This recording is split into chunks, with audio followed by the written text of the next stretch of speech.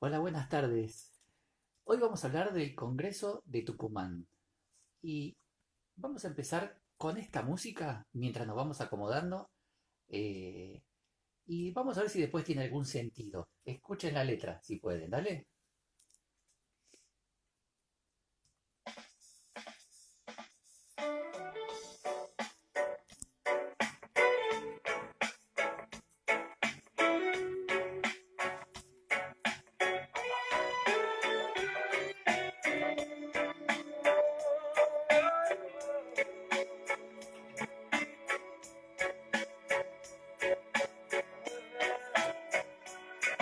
El tesoro del pueblo es la cultura.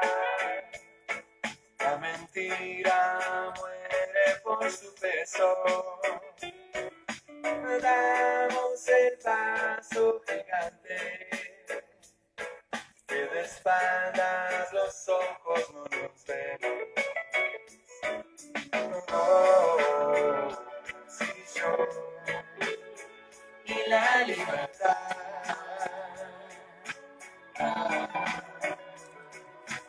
Oh, si yo y la libertad. En el fuego del presente caminamos, cuando todo ese deseo está delante, más vale estar de pie. Los del sol son ojos grandes.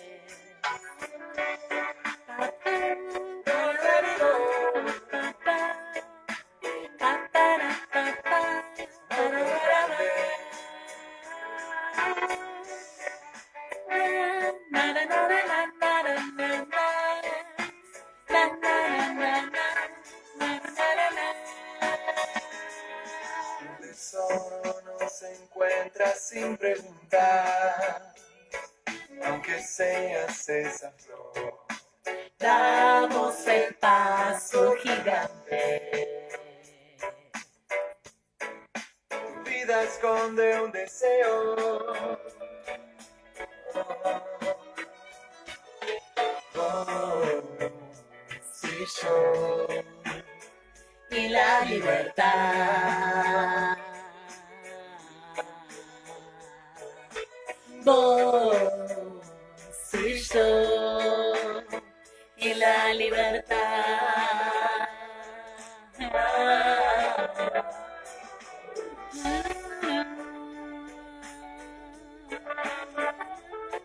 ¿Estamos más o menos?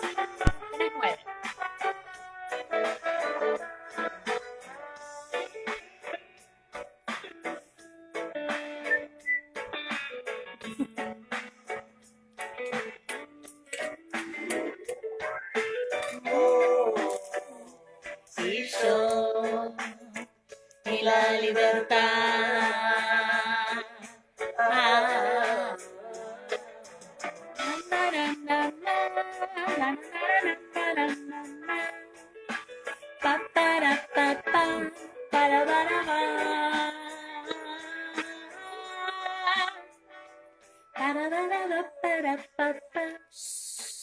Ay, nos podemos quedar cantando toda la tarde.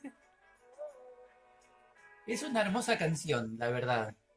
Eh, y en un momento la verdad que estuvimos pensando, o pensaba, o no sé, ¿no? En esos pensamientos que se hacen cuando vas a hablar sobre algún tema en particular y decís, voy a hablar del 9 de julio de 1816 y lo primero que se te viene a la mente, eh, ponemos música tradicional, ¿sí? Que tal cual, es así, está muy bien.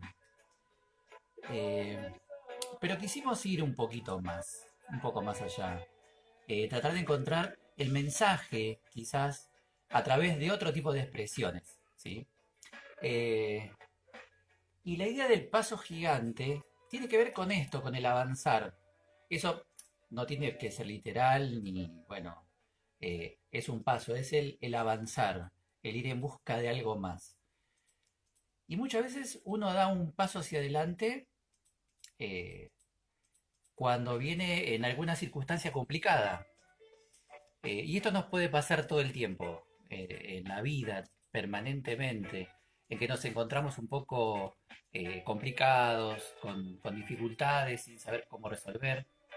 Y lo pensaba en estos tiempos en que estamos viviendo hoy en día, en el que estamos envueltos de cosas raras que nunca vivimos, ¿sí? Una situación muy particular.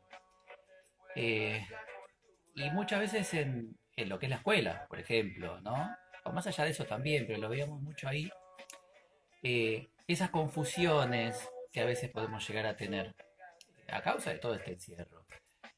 Eh, ¿Y cómo unimos esto para que tenga significancia? A través de propiciar que las cosas tienen que ser hacia adelante, que tenemos que dar un paso importante. Y para lo que fue en ese momento la actual nación argentina, lo que sucedió el 9 de julio de 1816 fue un paso gigante.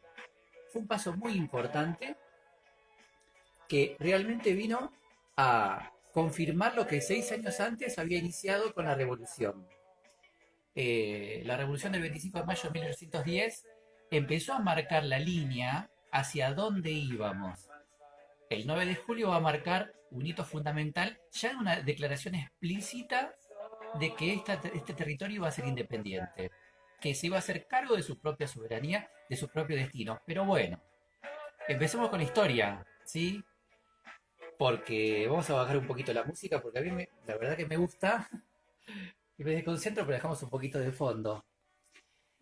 Y como solemos decir muchas veces, todo tiene que ver con algo que sucedió antes, con situaciones previas.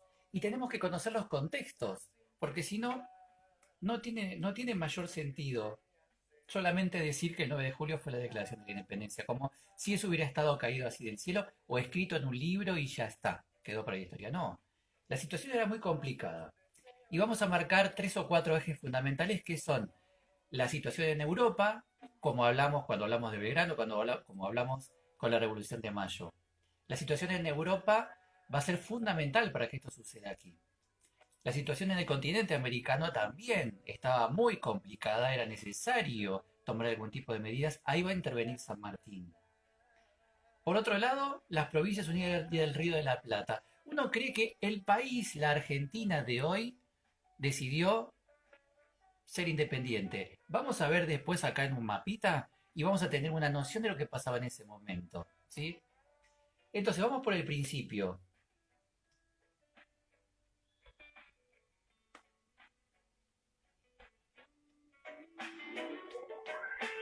Oh, si yo y la libertad. Total, la sabora. Vos y yo y la libertad creo que eso es clave. En este momento, si fuera un programa de televisión, ahí tenía que haber oído un auspiciante. Nos vamos a apoyar en estos gráficos que además van a hacer que no me salga demasiado de los temas y que podamos terminarlo. Arrancamos por la situación en Europa. Como vemos acá, tenemos 4 ejes fundamentales. Tenemos por un lado derrota y caída de Napoleón Bonaparte en la batalla de Waterloo, que se dio en junio de 1815, fue la última, pero en realidad ya desde 1813, 2, 3 años antes, venía sufriendo serias derrotas el ejército napoleónico, que venía a ser como si fuera eh, la, la situación extrema de la Revolución Francesa. ¿Recuerdan la Revolución Francesa 1789? Que se da en París, en Francia, toma de la Bastilla, en donde cae el poder de los reyes, el poder absoluto, y se va a empezar a perfilar un sistema de gobierno democrático, o si se quiere, vamos a quitar la palabra democrático, porque realmente no sucedió, sí va a ser el antecedente, sino un sistema republicano, en el cual no hay privilegios, ¿sí? Todos somos iguales entre nosotros y ante la ley, fundamentalmente. Toda la aventura napoleónica en realidad empieza a terminar cuando decide invadir Rusia, ingresa al territorio y se había dado esa situación similar a la que desarrolla Belgrano con el éxodo jujeño. Los rusos dejaron tierra arrasada, ya se acercaba el invierno y las tropas de Napoleón no tuvieron manera de abastecerse. Llegaron cerca de Moscú totalmente hambriados, fueron fácilmente derrotados Y desde ese momento, los 2 años siguientes, el ejército napoleónico empezó a perder, a derrotar, a ser derrotado, hasta la batalla de Waterloo, en donde totalmente se terminó. Chau, se terminó la aventura. En ese momento se va a producir algo que se llamó como Congreso de Viena. Si están pensando esto que tiene que ver con el 9 de julio, claro que sí. En este contexto que se va a producir, no lo olvidemos. Entonces, en 1814-15 se da un congreso en Viena en el que participan las principales potencias europeas que tenían antecedentes de monarquías muy fuertes en el gobierno. Los Romanov en Rusia, los Habsburgo, los Borbones, fundamentalmente, en el cual, a partir del retroceso de Napoleón, del republicanismo, o si se quiere del liberalismo, como vamos a ver luego acá, comienza lo que se llamó como la restauración absolutista. En cada lugar de Europa que había sido conquistado por las tropas francesas, se vuelve a instaurar el absolutismo. Incluye España, ¿sí? Acá lo tenemos, lo vamos a nombrar posteriormente. El caso de España, que es el que realmente nos va a afectar a nosotros, fue tremendo. Tan tremendo, para que tengan una idea, que se volvió a instaurar la Inquisición. No sé si tienen idea de lo que fue la Inquisición, una institución de la Edad Media, regida por la Iglesia, en la cual no había margen al pensamiento diferente, no había margen al cuestionamiento, a establecer cosas, vamos a decirlo así, cosas que pudiera desarrollar el hombre como tal, contrario, por ejemplo, a las ideas religiosas, a las ideas católicas. Eh, es fuerte pensarlo, ¿sí? Bueno, y por último, en el Consejo de Viena, además de restaurar a las monarquías, se establece una alianza defensiva y de acción, que esto se va a repetir durante todo el siglo XX en un montón de congresos, especialmente después de la Segunda Guerra Mundial, ¿sí? Estos son más de 100 años antes, en el cual se establece que ante un problema, un conflicto, una situación difícil en alguno de los países que formaban parte de la alianza, Rusia, Prusia, Austria, España, Francia mismo, porque en Francia dividen lo que fue Napoleón de lo que fue el pueblo francés. Sí, hay una vuelta muy interesante. Gran Bretaña, desde lejos, porque Gran Bretaña no es católica, pero también participa. Cualquiera de estos reinos europeos vueltos a instalar con sus monarquías van a defenderse entre ellas ante una situación complicada. La situación complicada va a estar en la palabra clave, que va a ser revolución. Cualquier revolución va a ser ilegítima. Cualquier gobierno establecido a partir de un movimiento revolucionario es considerado ilegítimo. Por lo tanto, todas esas fuerzas se pueden dirigir hacia ellas para sofocarla, destruirla, aniquilarla y hacerla desaparecer del mapa. La mala palabra era la palabra revolución. Esto lo vamos a ver al final cuando terminemos de por qué en el Congreso de Tucumán surge una frase muy sugerente. ¿Sí? Esto para que se queden. Bien. Por otro lado, acá dijimos crisis del liberalismo.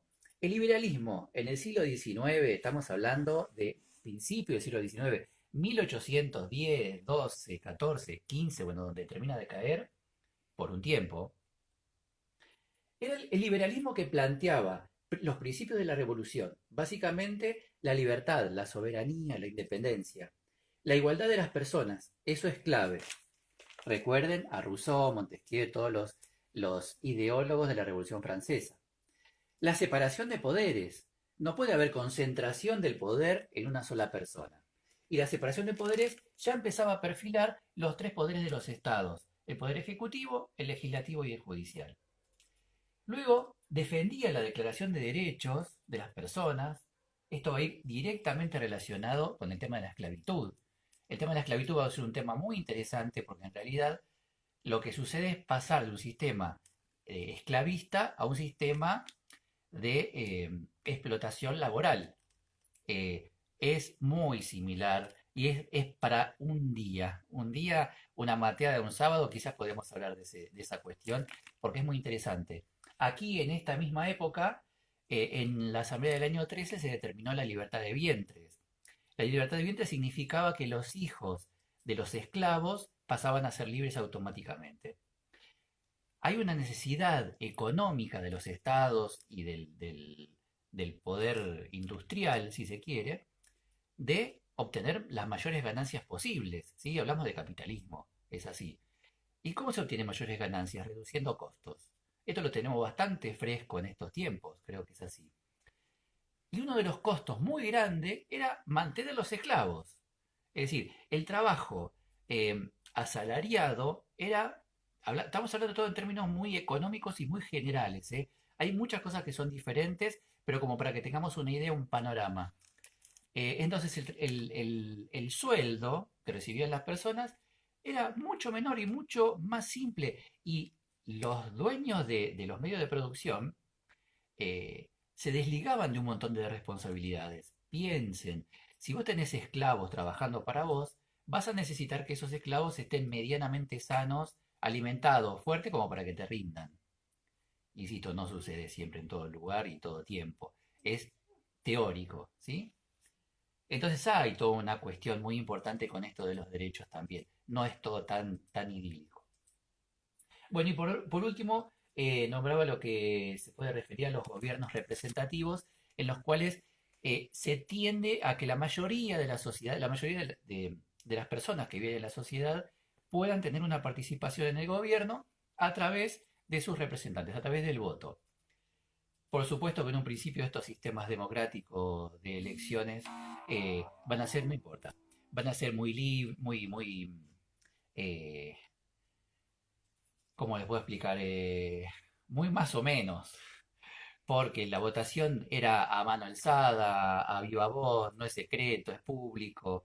Esto obviamente conlleva que cuando hay una tirantez o una diferencia de opinión en algún lugar, la rosca era terrible, era un desastre, pero son los primeros avances.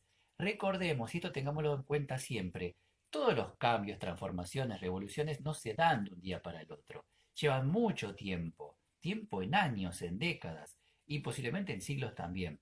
Ustedes fíjense, Revolución Francesa 1789, estamos hablando de 1815, está cayendo todo eso, se está dejando de implementar a la fuerza, por supuesto, y hay una enorme resistencia de los sectores privilegiados. Es así. Esto está sucediendo en Europa. Bueno, sí, no nos vamos a olvidar del retorno del poder del rey Fernando VII de España. Cuando retorna, es bastante curioso. Estaba viendo una película muy bien, no entera, un pedacito, una película española en el que vuelve a Madrid Fernando VII. Me impactó mucho la banda que tiene, que es celeste, blanco y celeste. Parecía un abanderado argentino. Terrible, pero son los colores de los Borbones, que no es el color de la bandera española que lleva el rey español, sino el de su casa, el de su familia. Es decir, en ese momento cada familia tenía sus colores, sus símbolos, sus escudos. Entonces en un momento dije, y se me vino Belgrano a la cabeza, y todas las discusiones que si habían mirado el cielo y esas cosas, o si había tomado los colores de dónde. La diferencia era, recuerden, el 25 de mayo de 1810, el Cabildo dijo, gobernamos mientras el rey Fernando VII estuviera preso. Está vinculado a usar el celeste y blanco, y no el rojo y amarillo, porque eso representaba a España. El lazo era con el rey. ¿Sí? Es un poco complejo, da para hablar largo, pero bueno, en definitiva, sinceramente, a mí me impactó esa imagen, la verdad que sí. No la pude poner, pero a lo mejor la tengamos el jueves en el acto de la Escuela 4, ¿sí? De la Escuela 4, junto con el Centro de Estudiantes, con la Naranja, que van a hacer un trabajo enorme, otra vez como fue el 20 de junio. Cierro paréntesis.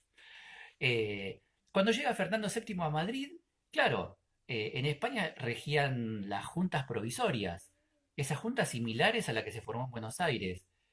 Cuando llega y los juntistas dicen, bueno, ahora tenemos el aval del rey. El rey dice, no, acá se terminó todo, cada uno taza a taza a su casa, acá me voy a mandar yo.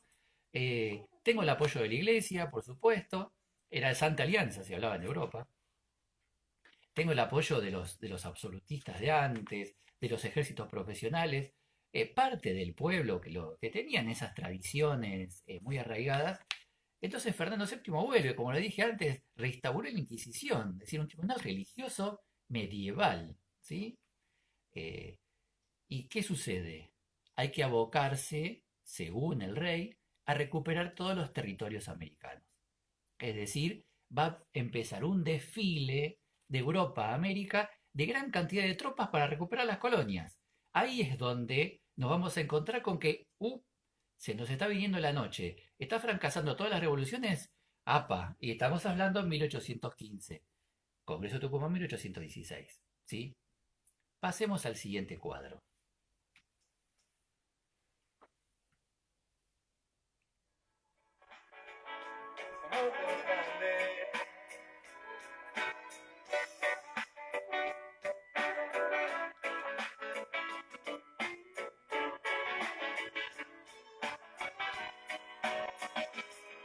Un tesoro no se encuentra sin preguntar. Pasamos a la situación en América. Quédate ahí, ¿sí? Ok, decir. Ok. La dirección. Vamos a ver. Fortalecimiento del ejército español en Lima, ¿sí? La capital del Virreinato del Perú. Santiago de Chile, tras la cordillera. Atentos acá, por la acción que luego va a tener San Martín, fundamental. Y el Alto Perú, que hoy es Bolivia. Es decir, en toda esa zona central, centro, oeste de Sudamérica, eh, que era el corazón del poder español en esta zona, cada vez va a estar más fortalecido por la llegada de las tropas desde España.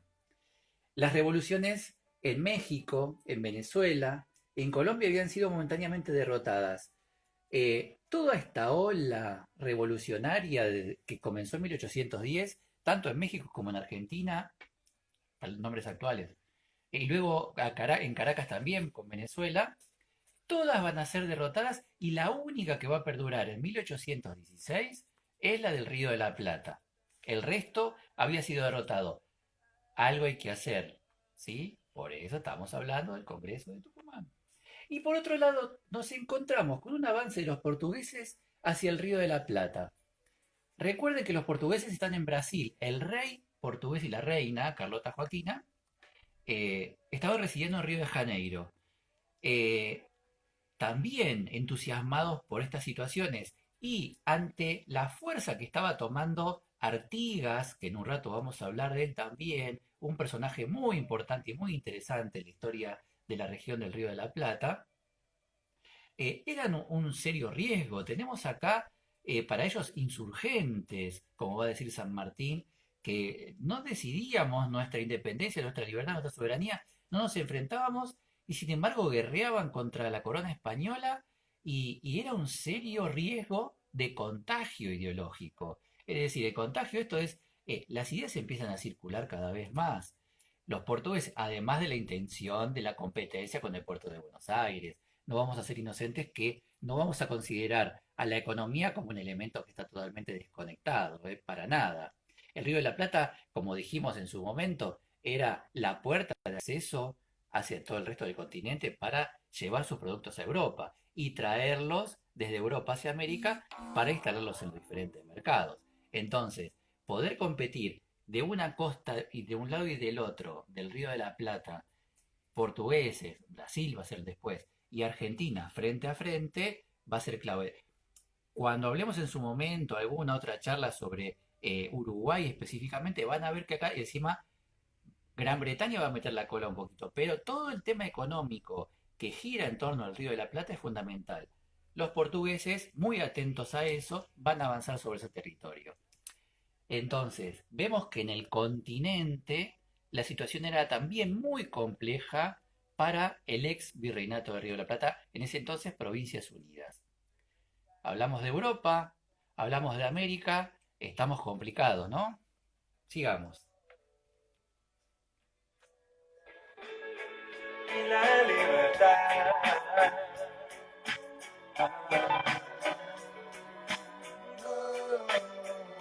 Sí, soy y la libertad.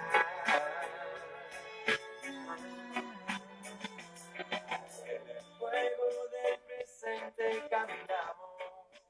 El fuego del presente caminaban. Y la situación en el Río de la Plata la sintetizamos en estos 4 puntos, aunque son más, pero como para que nos quedara bien claro. vamos a encontrarnos con serios problemas económicos. Qué raro. ¿Cuál es la base? Sí, rarísimo. ¿Cómo sucedió? Andás a ver, qué cosa rara. ¿Por qué había serios problemas económicos? No es ponerlo porque siempre se da, simplemente porque venimos de hacía 6 años en que había comenzado el tema de la revolución. La mayoría del dinero se estaba destinando a mantenimiento de tropas y ver cómo hacíamos malabares con la situación en que estaba, absolutamente provisoria todavía. Eh, la base de riquezas del Virreinato de Río de la Plata era las ganancias del puerto de Buenos Aires. Y si el puerto de Buenos Aires no lograba tener un comercio fluido con Europa, la cosa no funcionaba. ¿Y de qué manera se entablaban las relaciones comerciales con otros estados? Imposible, porque aquí estábamos en esa situación indefinida en que peleamos, pero no peleamos. En un momento, se lo voy a leer. En un momento San Martín dice, ojalá que lo encuentre pronto porque si no, queda ahí. Está difícil, pero bueno, puedo decir, ¿cómo es que no, la cosa no funciona si acá no se termina de definir la independencia? A ver, vamos a poner los lentes porque si no, no vamos a poder leer bien. Dice, ¿hasta cuándo esperaremos declarar nuestra independencia? ¿No le parece a usted una cosa bien ridícula acuñar moneda, tener el pabellón, la bandera y cucarda nacional, escarapela, todos los himnos, el himno? Y por último, hacer la guerra al soberano de quien en el día se cree que aún dependemos. Él dice, es una cosa ridícula que se tiene que terminar. San Martín esto se lo escribió en 1816 a Godoy Cruz, que es muy interesante el intercambio de cartas que tiene con este personaje mendocino que va a ser el representante de esa provincia en el Congreso de Tucumán. San Martín dice, loco, así no funciona. Estamos haciendo las cosas con un poco de contradicción y la economía no funciona, no es suficiente. Eh, y ya que estoy con San Martín lo que necesitaba eran recursos para su plan continental y no llegaba. El ejército del norte, del Alto Perú, recuerden cuando hablamos de Belgrano, Belgrano no tenía ni 2 pesos de recursos, él ponía de su propio bolsillo, repartía tierras eh, y otra serie de inconvenientes más que ahora la vamos a nombrar porque si no largo todo junto y después se mezcla. La economía no estaba nada bien, no había ningún tipo de solución. Bueno, sigamos. Serias derrotas militares en el Alto Perú. Eh, a ver, el Alto Perú, recordemos, es Bolivia, al norte de Jujuy. Todavía parte de las Provincias Unidas. Ningún ejército, ninguna campaña de esas tierras logró tener grandes resultados. Todos fueron idas y vueltas. Recuerden cuando fue derrotado Pueyrredón antes de la llegada de Belgrano, en donde Belgrano se recupera luego del éxodo jujeño en Salta, en Tucumán, pero llega de nuevo a territorio boliviano y pierden a Ayohuma en Vilcapugio. Luego es reemplazado por Rondó, que va a haber un tema genial con Güemes, y tiene una derrota terrible en Sipe-Sipe, sí, la batalla de Sipe-Sipe, 1815, en la que tiene que retroceder prácticamente eh, corriendo, porque realmente fueron sacados de esa forma. Ahí se suscita un episodio con Güemes que vamos a nombrarlo en un ratito, pero el ejército del norte estaba casi totalmente destruido. Especialmente en ese momento, va a ser cuando San Martín empiece a- a tratar de propiciar que su campaña libertadora a través del cruce de los Andes por Chile y llegar a Lima por mar va a cobrar muchísima más fuerza. Entonces, las derrotas en el Alto Perú son claves.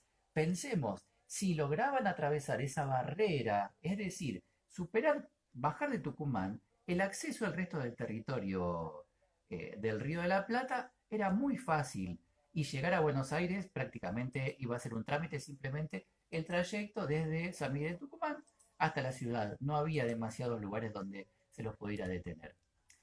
Por lo tanto, la presión militar y los problemas militares que teníamos eran muy serios. Y ahora de seguida van a ver un temita acá, muy relacionado con esto. Hay un enfrentamiento entre Buenos Aires y el litoral. Eh, se empiezan a marcar en 1813 ya claramente las diferencias entre el centralismo y el federalismo. Gran tema que va a seguir luego, va a tener su momento de esplendor en la época de Rosas, un poquito más adelante, y que algún día vamos a hablar también, si esto lo continuamos, veremos, en el cual se plantea esta diferencia que nos va a seguir marcando con otras palabras hasta la actualidad. El centralismo, defendido por Buenos Aires, básicamente lo que determinaba era que desde esa ciudad capital se designaban delegados nombrados por ellos mismos en distintas partes del territorio y todos obedecían lo que dice el gobierno central. El gobierno central también determina ciertas pautas económicas, es decir, la autonomía provincial no existía. El federalismo plantea algo prácticamente opuesto en su totalidad, que es respetar la libre decisión de cada uno de los pueblos porque tienen su idiosincrasia, su cultura, sus características, su arraigo, sus actividades económicas, sus decisiones políticas. Es decir, cada lugar, cada región tenía su característica y debía ser respetada. Es decir, cada uno debería aportar lo suyo desde su lugar, pero respetándolas. Es un sistema federal. Y ahí es donde va a tener una gran presencia Artigas, que vamos a ver en la próxima placa, pero ahora en un segundito. Eh, y les digo más, esta disyuntiva va a ser motivo de grandes y serios enfrentamientos dentro del territorio que hoy llamamos Argentina. Un poco está marcado en este cuarto punto que habla de anarquía, desunión, discordia, profundización de las rivalidades entre los líderes políticos. Estamos viendo y comprobando que el panorama hacia 1816 no era nada sencillo, ¿no? ¿Nos estamos dando cuenta de ese punto? ¿Sí? Es muy complejo. Y lo que van a ver ahora lo profundiza mucho más.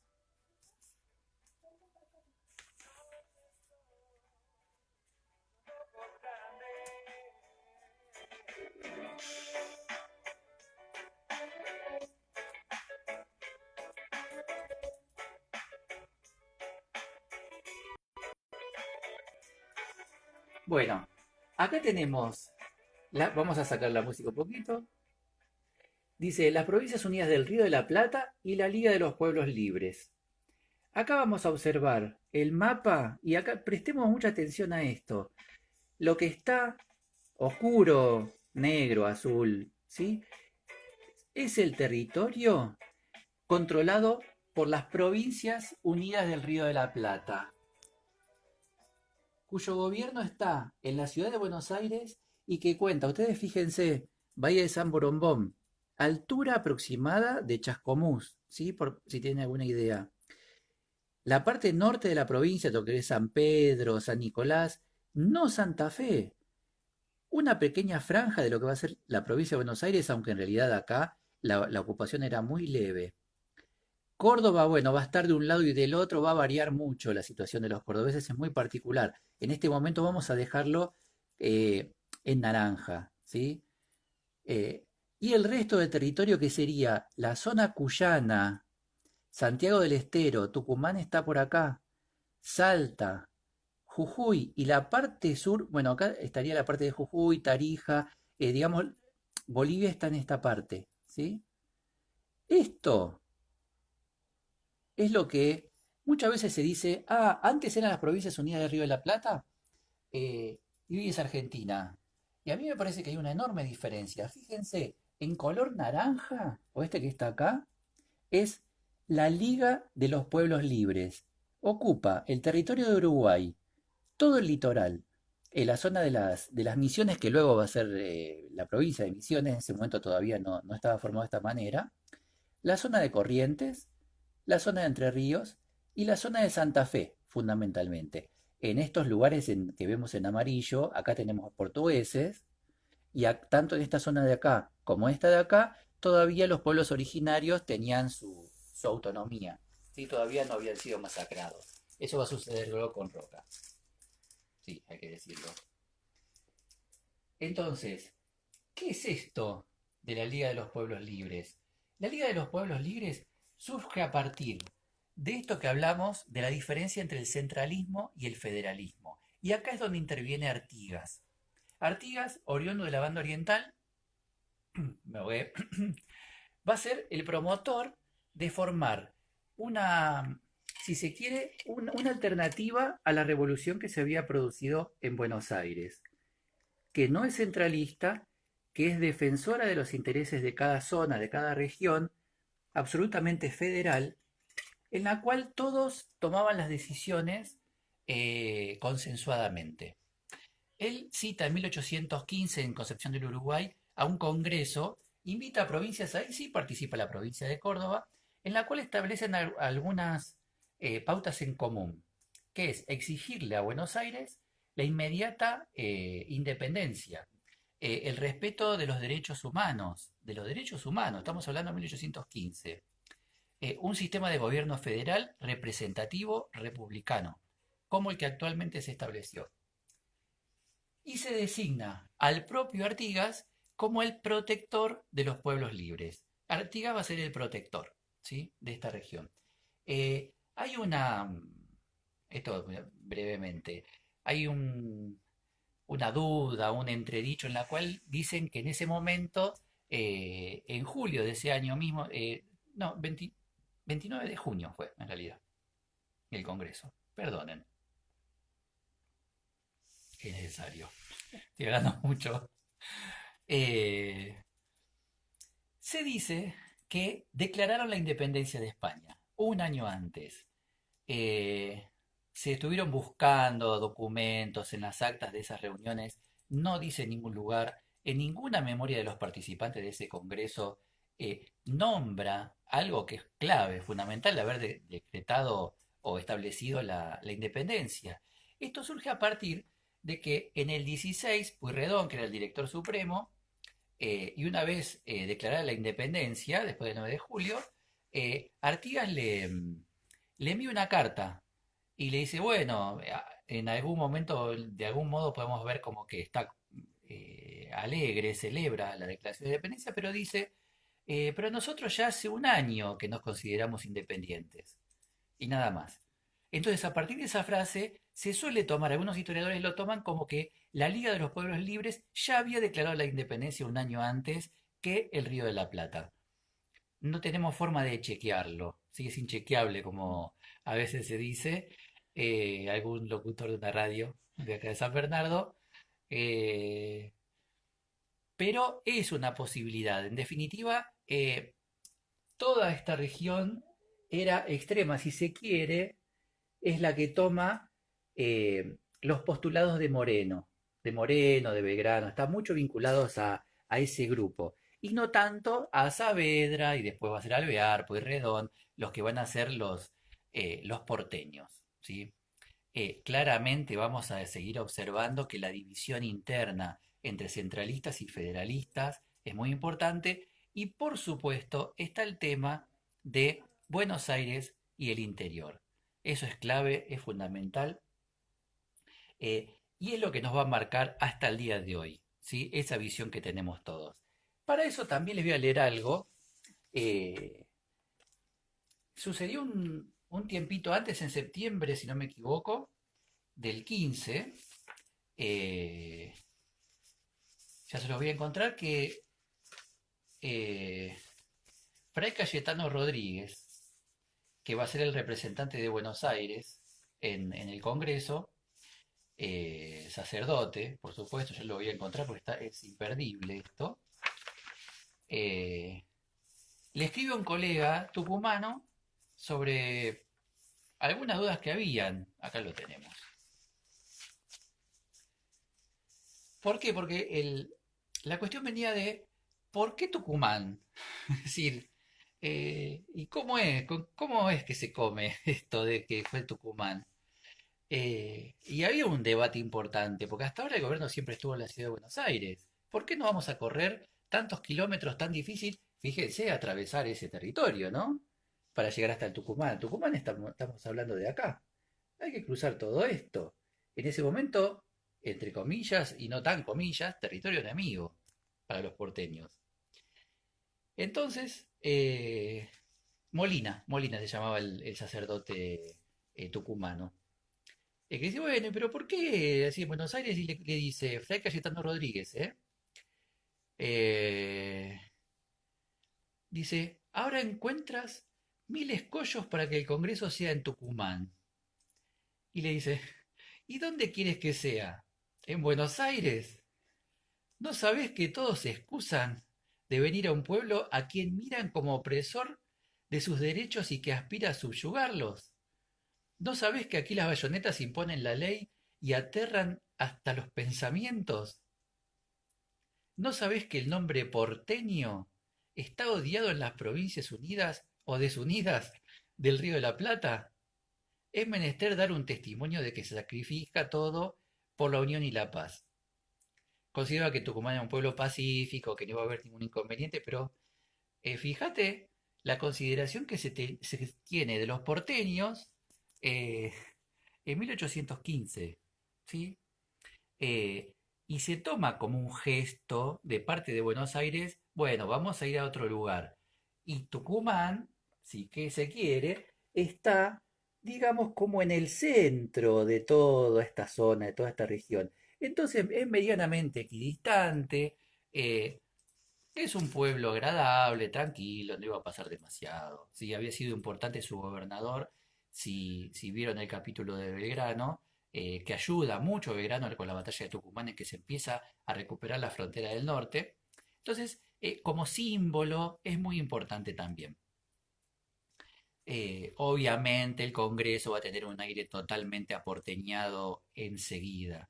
Pero bueno, ahí es donde si se quiere va a empezar a ver estas cuestiones así. Y si en 1815 ya se hablaba de estas diferencias, imagínense cómo lo podemos hablar ahora. Esto fue una carta que en 2008 el Instituto de Historia argentino la encontró, se certificó que es una carta real y es riquísima, tiene un montón de cosas muy valiosas, la verdad que sí. Vamos a la siguiente placa.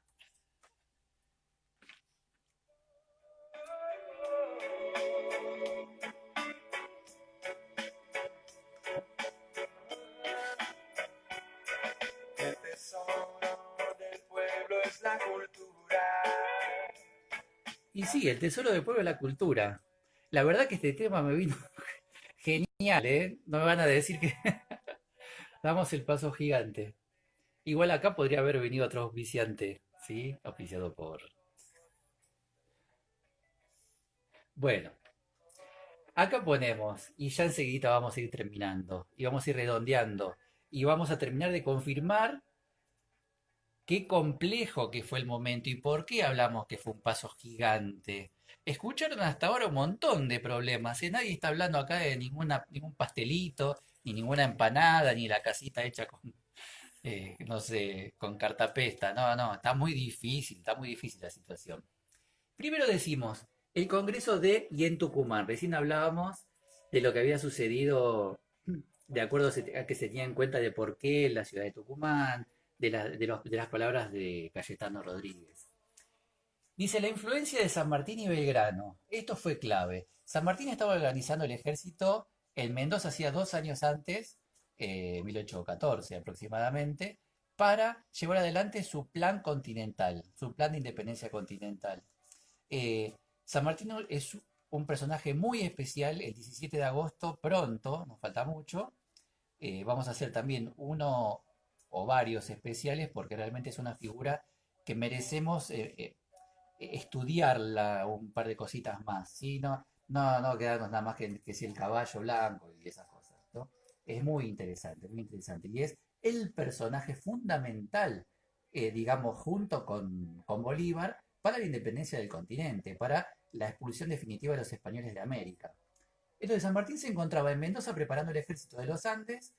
eh, Güemes aparece, lo vamos a nombrar después, y permanentemente le estaba mandando cartas a uno de los dos delegados de Mendoza, a Godoy Cruz, presionándolo para que sea la voz que apure los trámites, diciéndole, dale, dale. Hay una carta muy interesante también en el que, bueno, primero le cuenta las dificultades, le dice como dichos, ¿no? Si fuera hoy, che, a ver si mejoramos los caminos, porque para llegar a una carta de Mendoza a Tucumán era terrible. Se podía comunicar a San Juan, pero después a Catamarca era una cosa de locos. El mismo San Martín lo dice. Y le dice, mirá, ojo que te escribo como amigo.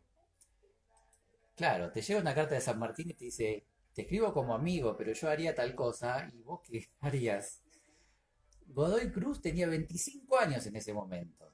Era un chico, ¿sí? A ver, en ese momento era un adulto, ya estaba formado otros tiempos totalmente, pues la expectativa de vida era mucho menor, pero es un joven mandado por San Martín, recibiendo cartas de San Martín. San Martín, gran personaje ya preparando el ejército de los Andes y que te dice yo haría tal cosa, creo que la harías. Lo que te dice, palabra santa. Eh, te dice, "Bien, hay que apurar las San cosas. Martín más que un Eh, caballo, dicen acá. Quijote, no sé. sí, me parece que ya sé quién es. Pues yo no puedo ver lo que escribe porque si no, no se vería Claro, todo pero yo mal. te digo, más Eh, que un caballo te puso. está. Gracias. Eh, creo que si me imagino quién es, vamos a hacer una charla un día en vivo, si quiere. Eh, bueno, decía, le planteaba claramente las cosas. No hay recursos. El ejército de los Andes necesita recursos. Tenemos que cruzar la cordillera, llegar a Chile, seguir avanzando. Necesitamos la declaración de la independencia porque es el respaldo que vamos a tener ante lo que se viene. ¿A título de qué vamos a llevar adelante la independencia del continente si no decimos que somos independientes? Es decir, es como decir, viejo, ya está, vamos las cartas sobre la mesa, esto es así. Por otro lado dice, en Inglaterra, olvídense, no vamos a tener ningún tipo de apoyo. Esto dice San Martín, ¿eh? En Inglaterra, olvídense. Y está muy documentado, están las cartas, es muy interesante también el intercambio.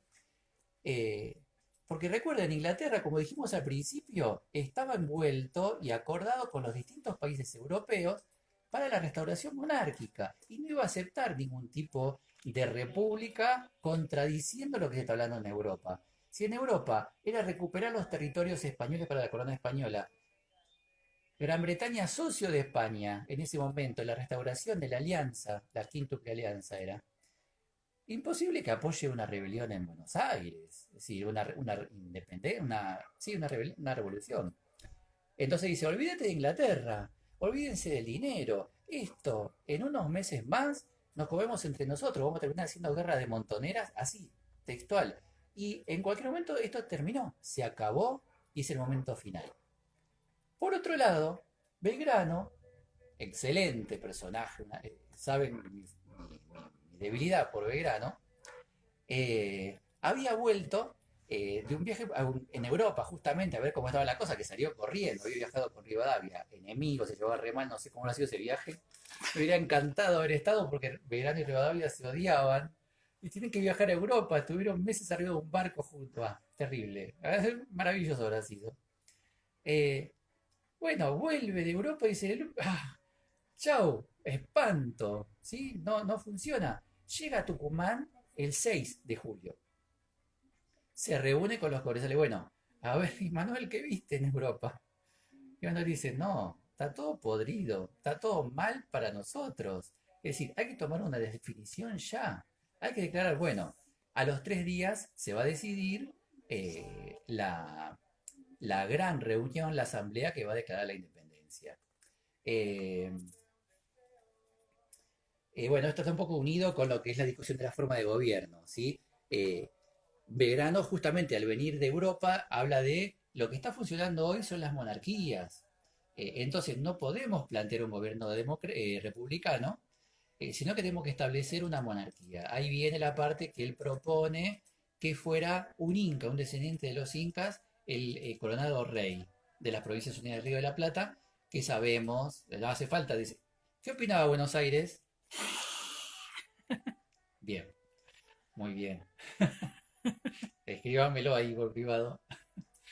Sí, es eso, es así, totalmente en desacuerdo. No iba a permitir nunca. Entonces, el gran pase mágico, ¿cuál fue? Porque no podíamos definir la forma de gobierno en ese entonces. Bueno, eh, tienen que opinar todos, entonces tenemos que ir a las provincias y que cada provincia Vieron el mapa lo que era, ¿no? Entonces cada provincia tiene que determinar la forma de gobierno. Nada. La forma de gobierno no se va a resolver. Lo que sí se va a terminar de resolver va a ser la independencia, que eso era clave y era fundamental. Acá nombramos a Güemes y el Ejército Auxiliar del Norte de Rondó. Hay un episodio clave, si no me equivoco, la semana que viene, la próxima, vamos a hablar especialmente de Güemes, porque es un personaje que ya tenemos que empezar a poner en su lugar, a reevaluarlo, porque está muy olvidado por la historia argentina y su rol fue fundamental y es clave. Uno va a Salta y Salta Güemes. Güemes casi lo más grande. No conocemos quién fue Güemes. Sin embargo, Güemes es fundamental para la historia argentina. Y fue fundamental en esta época, ¿por qué? Porque el ejército auxiliar había salido en auxilio del norte, había sido derrotado, como le había dicho antes, en Sipe, venía corriendo, y Güemes era el gobernador de Salta. Gobernador de Salta, él provenía de una familia acomodada de la provincia, pero muy al estilo Belgrano, muy al estilo Belgrano, entregó todo por la causa. Había empezado a auxiliar y él era el que sostenía toda la región del norte. La sostiene a través de guerras de guerrillas, no tiene recursos, por supuesto. Rondó, porteño, en ese momento había sido nombrado director supremo, como si fuera presidente. Lo nombran al presidente en el momento que está volviendo con su ejército derrotado. Y Güemes ve que va a volver ese ejército acá, un porteño totalmente opuesto a sus ideas de respeto de las soberanías. Salta era considerada como la primera hermana de Buenos Aires porque fue muy particular, una provincia que adhiere enseguida a la Revolución de Mayo, a los hechos de la Junta de Buenos Aires, y de hecho, hasta la designación del propio Güemes, ahí en eso un tiempito antes del 1816, que fue el primer gobernador de la provincia, pero antes todos eran delegados de Buenos Aires. ¿Sí? Fíjense el vínculo que hay con Salta. Es el primer gobernante local elegido por el Cabildo de Salta y por supuesto va a ser totalmente odiado por aquellos seguidores de Buenos Aires. Entonces, bueno, se suscita un problemita, vamos a hacerlo corto, que eh, el ejército de Rondó quiere ingresar al territorio y quiere Rondó ser el que determine cuáles son las pautas que hay que seguir devolviendo. Y Güemes dice, no, no, pará, acá el que gobierna soy yo. ¿Cómo es? Vos sos de Buenos Aires, no hay un país, ¿qué pasa? El Cabildo de Jujuy también se opone a Güemes porque dice, eh, a ver, a mí no me consultaron nada de su designación. En un momento Güemes dice, bueno, vos tenés unos fusiles que dejamos ahí, bueno, me los voy a llevar.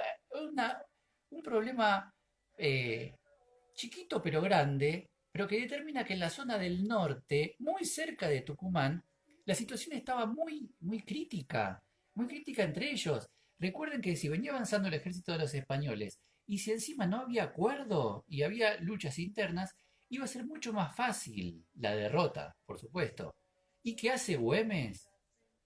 Hace un acuerdo con Rondó y firma un armisticio. Sí, lo sitió en un momento, pero él, en pos de una misión y de un objetivo mucho más alto que fue la declaración de la independencia y de ser defender la frontera clave del país, va a ceder en sus pretensiones, en su postura, que por supuesto tenía razones para hacerlo, eh, dejando de lado sus intereses personales en favor del bien público.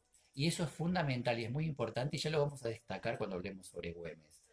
Eh, y llegamos al 9 de julio. Todo esto fue para llegar al 9 de julio, en lo cual Juan José Paso, el, el eterno secretario, el eterno estadista de la revolución, totalmente moderado, un personaje muy interesante, es el que va a leer a todos los asambleístas si aceptaban ser un país independiente. Y bueno, se habla que por aclamación y vivas y alegrías, ese 9 de julio se determina la declaración de la independencia, que algunos dicen la declaración formal de la independencia, pero fue así. San Martín va a estar contento hasta ahí, ahora le voy a decir por qué, eh, pero por lo menos ese gran paso, ese paso se pudo dar. Eh, y no era menor, era fundamental. En un momento eh, quién era el presidente de... Estoy tratando de buscarlo porque me gusta poder leerlo y no correr las palabras del lugar. Eh, ya lo voy a encontrar. Eh, Ponete los lentes. sí, Te haces el que ves y no ves nada.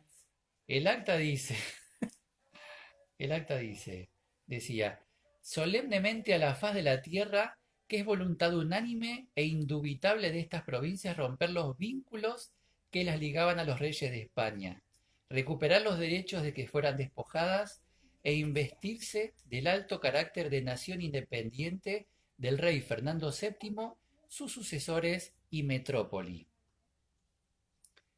Eso es lo que dice el acta original, 9 de julio. El 19 de julio, el presidente provisional, que era Medrano, una de las calles de Capital, sabía muy bien que a San Martín no le iba a gustar nada esto. ¿Por qué? Porque sabía perfectamente que había negociaciones muy avanzadas con la corona portuguesa y con la corona británica para instalar una monarquía bajo el protectorado de ellos. Y San Martín necesitaba la independencia definitiva. Por eso, el 19 se agrega la leyenda que dice de toda dominación extranjera. Y eso permite y habilita el avance que va a tener San Martín en poco tiempo para llevar adelante su campaña libertadora fundamental y clave para el destino de estas tierras. Eh, pero hay una cosita final. Y veamos la última frase.